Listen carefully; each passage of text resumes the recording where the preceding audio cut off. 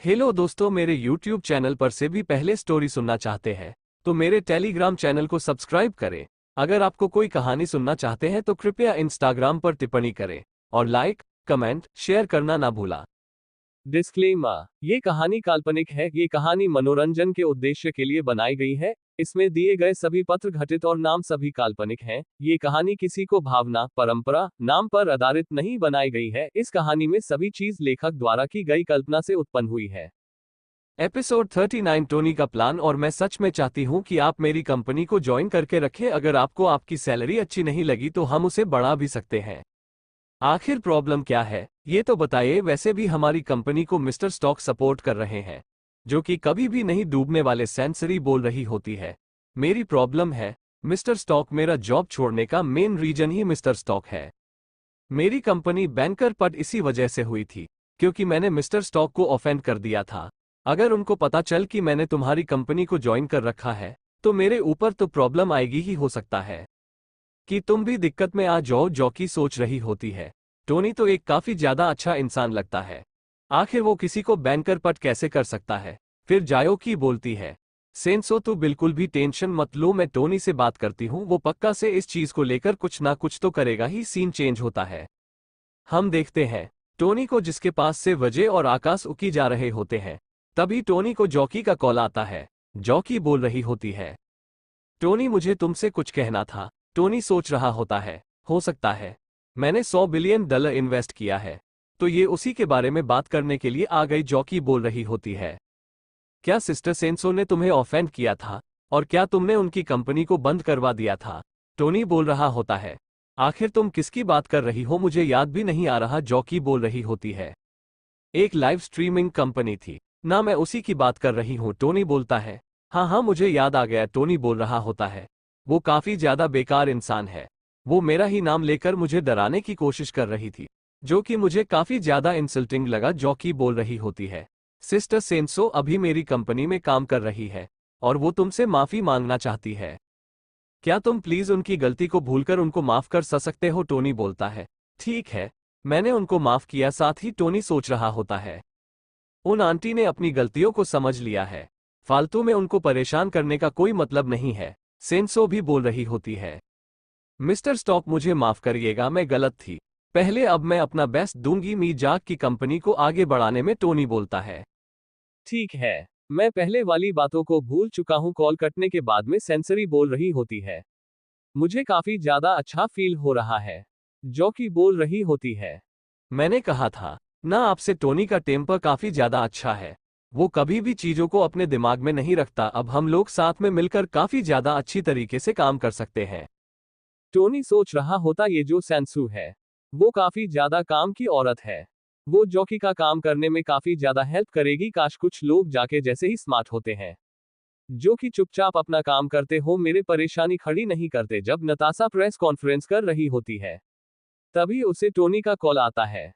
Tony गुस्सा करते हुए बोल रहा होता है, आखिर तुमने प्रेस कॉन्फ्रेंस में मेरा नाम क्यों ले लिया? नताशा बोल रही होती है, हाँ मुझे माफ करना। टोनी बोल रहा होता है, तुमने एक छोटी सी बात को इतना बड़ा बखेड़ा बना दिया। आखिर मैं फ्यूचर में एक लो प्रोफाइल कैसे रखूंगा? नताशा सोच रही होती है, आखिर तुम कैसे पागल बंदे हो? तुमने सिटी के सबसे ज्यादा अमीर बंदों के सामने पियानो बजाया, बिलियंस ऑफ डॉलर एंकर के ऊपर खर्च कर दिए, कितने सारे गैंगस्टर से फाइट करी, और अब तुम मुझे बोल रहे हो कि मैंने तुम्हें यहाँ पे फेमस किया है। टोनी बोल रहा होता है, ठीक है अगर तुम ये सब उन लोगों को बता ही रही हो तो एक चीज और उन लोगों को बता दो। नता सोच रही होती है, आखिर ये कौन सी एक चीज इन लोगों को बताने के लिए बोल रहा है? फिर वो टोनी को हंस के बोलती है, ठीक है कोई बात नहीं, मैं उन लोगों को बता दूंगी। फिर नताशा प्रेस को बता रही होती है कि प्लीज मुझे माफ करिएगा, एक बहुत ही जरूरी कॉल आया था। हमारे इन्वेस्टर मिस्टर स्टॉक का सारे रिपोर्टर्स बोल रहे होते हैं, मिस्टर स्टॉक आखिर उन्होंने क्या कहा? क्या आप हम लोग को मिस्टर स्टॉक की एक फोटो दे सकती हैं जिससे हम लोगों को उनके बारे में पता चल सके? नताशा बोल रही होती है, मिस्टर स्टॉक ने मुझे बताया कि उन्होंने एक लाइव ब्रॉडकास्ट प्लेटफॉर्म खरीदा है, साथ ही उन्होंने अश्लील TV.com भी खरीदा है और एक ऐप है जो कि अंडर प्रोसेस चल रहा है। जल्दी वो इसको रीलॉन्च करने वाले हैं। आप लोग बस वेट करिए और देखिए, जल्दी ही बहुत सारी चीजें मिस्टर स्टॉक की तरफ से आने वाली है। हमारी जो फिल्म सिटी है वो पूरी तरीके से अश्लील टीवी.com को सपोर्ट करेगी और अगली न्यूज आप लोगों को खुद टीवी.com वाले ही देंगे, रिपोर्टर्स बोल रहे होते हैं। क्या आप हम लोगों को उस कॉर्पोरेशन के बारे में बता सकती हैं? और आखिर आपका और मिस्टर स्टॉक का क्या रिलेशन है? सीन चेंज होता हमें एक कंपनी के एंकर्स को दिखा जाता है, जो कि बोल रहे होते हैं मिस्टर स्टॉक ने खुद की एक कंपनी खोली है। वो फीमेल एंकर्स पे बहुत सारा पैसा खर्च करते हैं। कैसा रहेगा अगर हम लोग उनकी कंपनी में चले जाएं? हम लोगों को कैसे भी कह के टीवी.com के अंदर जाना ही होगा। फिर हमें न्यूट के सीईओ को दिखाया जाता है, जो कि टीवी.com के बारे में न्यूज को ही देख रहे होते हैं। तभी उनका असिस्टेंट दौड़ते हुए आता है और बोलता है, बॉस चीजें बिल्कुल भी अच्छी नहीं चल रही, हमारे कंपनी के अंदर जितने भी बंदे हैं वो सभी रिजाइन कर रहे हैं और ज्यादातर एंकर्स ने अपनी जॉब चेंज कर ली है। हमारी कंपनी के 50% से भी ज्यादा एम्प्लॉयज हमको छोड़ के जा चुके हैं। ये बात सुन के सीईओ की एकदम फट जाती है। सीईओ बोल रहा होता है, आखिर हम लोग क्या करेंगे? आगे अवेंजर्स टावर का सीन दिखा जाता है, जबकि बोल रही होती है, रोया तुमने एकदम सही कहा था। नताशा ने हमारी अश्लील टीवी.com के लिए बहुत सारी पब्लिसिटी करी है। का प्लान था, रह बोल रही होती है, मैंने तो बस गैस किया था, लेकिन मैं जो गैस था वो एकदम सही निकला। असल में टोनी एक बिजनेस विजार्ड है, जो कि सब चीजों को कनेक्ट करके पूरी की पूरी जगह को अपने अंडर में करना चाहता था, और वो ये सब कर रहा था किसी के भी नजरों में आए बिना। बैंग मैंग बोल रही होती है, तुम्हारे कहने का मतलब टोनी इन्वेस्टमेंट कर रहा था? इसका मतलब वो ठरकी बंदा नहीं है। रोया बोलती है, हाँ, कोई भी बंदा लड़कियां पटाने के लिए इतना पैसा खर्च नहीं कर सकता, उसका कोई ना कोई बिजनेस पर्पस तो होगा ही। स्काई बोल रही होती है, इसका मतलब उसने हम में से किसी को भी यहाँ पे जो भी कुछ हो रहा है वो सभी टोनी फालतू में चेंज नहीं किया है। जॉकी बोल रही होती है, शायद से वो हम लोग को अपना पोटेंशियल एम्प्लॉय समझता है।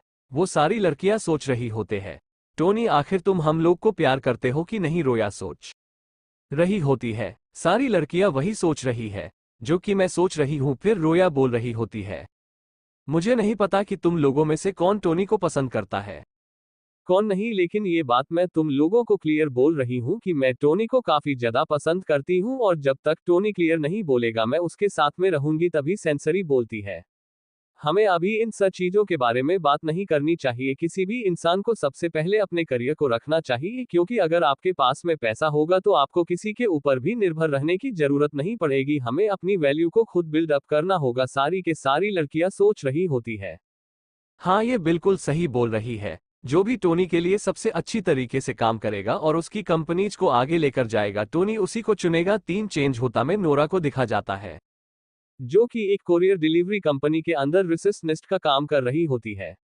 वहां पे एक बंदा आते हुए बोलता है, मेरा नाम है लिनन और मेरा डिलीवरी नंबर है 8917, क्या आप मुझे मेरा कोरियर दे सकती है? नोरा बोलती है, आप बस एक सेकंड वेट करिए। नोरा उस कोरियर को देते हुए बोल रही होती है, ये लीजिए सर आपका कोरियर, क्या मैं इसको आपके लिए अनपैक कर दूं? वो बंदा बोलता है, प्लीज आप इसको अनपैक कर दीजिए। तभी नोरा के साथ वाली सज आते हुए बोलती है, नोरा यह न्यूज देखो, नताशा रोमनॉफ ने एक प्रेस कॉन्फ्रेंस रखी है जिसके अंदर उसने बताया कि उसकी कंपनी के अंदर किसी ने $100 बिलियन का इन्वेस्टमेंट किया है। और यह जो न्यूज है सबसे ज्यादा हॉट टॉपिक चल रहा है पूरी कंट्री के अंदर। नोरा बोल रही होती है, सभी लोग कुछ समय पहले नताशा रोमनोव को गाली दे रहे थे, लेकिन अब उसने कम बैक भी कर लिया और उसके पास में $100 बिलियन भी है। ये सब फालतू बातें हैं। नोरा के साथ वाली जो लड़की होती है वो बोल रही होती है, नहीं नहीं ऐसी बात नहीं है उसको एक फाइनेंशियली बैकअप मिल गया है, जो कि एक बहुत ही बड़ा मिस्टीरियस टाइकून है। नोरा बोल रही होती है, ऐसा कौन है? नोरा के फ्रेंड बोलती है, टोनी स्टॉक। ये सुनकर नोरा अपनी उंगली काट लेती है। नोरा के फ्रेंड बोल रही होती है, टोनी स्टॉक ने $100 बिलियन की इन्वेस्टमेंट फिल्म सिटी के अंदर किया है, साथ ही अश्लील टीवी.com नाम की कंपनी जो कि एकदम बर्बाद हो चुकी है उसको उन्होंने खड़ा किया है। सच में टोनी स्टॉक जैसा पूरे सिहल में कोई भी नहीं। जो मिस्टर लीन वहां पे कुरे लेने के लिए आए होते हैं वो बोल रहे होते हैं, सच में मिस्टर स्टॉक काफी ज्यादा शानदार इंसान है। जब उन्होंने लाइव ब्रॉडकास्ट के अंदर $9 मिलियन का सुपर चैट किया था तब मैंने हजारों रो को टूटते हुए देखा था। सच में वो काफी ज्यादा औसम है। नोरा के दोस्त बोल रही होती है, आपने तो काफी सही चीज देख ली है, आप सच में बहुत ज्यादा लकी है। नोरा सोच रही होती है, टोनी ने टोटल यहाँ पे $110 बिलियन इन्वेस्ट कर रखा है। सच में मैंने अपनी लाइफ की सबसे बड़ी गलती करी है। टोनी को खो के सीन चेंज होता है। मैं सही वर्ल्ड फाइनेंशियल सेंटर का सीन दिखा जाता है। एक बंदा नताशा के फोटो में पानी फेंकते हुए बोल रहा होता है, आखिर ये बंदा कहाँ से आया है, ये हर चीजें मेरे खिलाफ जा रहा है। उस दिन भी इसने मेरे नाक के नीचे से वो कार चुरा ली थी। और अब मैंने नताशा को फिल्म सिटी में काम करने से मना किया तो यह इसके अंदर भी पड़ रहा है। इसकी फिल्म सिटी खोलना मेरे मुंह पर एक थप्पड़ है, मिस्टर लिन के असिस्टेंट बोल रही होती है। क्या आप चाहते हैं कि मैं इस बंदे की पूरी इंफॉर्मेशन निकलवा? हम मिस्टर लीन बोल रहे होते हैं। यही वो बंदा है जिसके सपोर्ट की वजह से नताशा ने जैक स्नाइडर और वंडर गड को पूरी तरीके से खत्म कर दिया, लेकिन वो दोनों ही सिर्फ मेरे कुत्ते थे। मेरी जो पूरी की पूरी लिन फैमिली है वो बहुत टाइम से चना के अंदर काम कर रही है। हमने अपने बिजनेस को एक एक करके सेटअप किया और बहुत ही ज्यादा बड़ा बनाया है। इस पूरी जगह पे मुझसे और मेरी फैमिली से बड़ा बना कि किसी के लिए भी पॉसिबल नहीं है। और अगर कोई ऐसा बन रहा है तो मैं उससे बनने नहीं दूंगा। इसी प्रकार का वीडियो सुनने के लिए हमारे चैनल को सब्सक्राइब करें और लाइक कमेंट करना ना भूलें।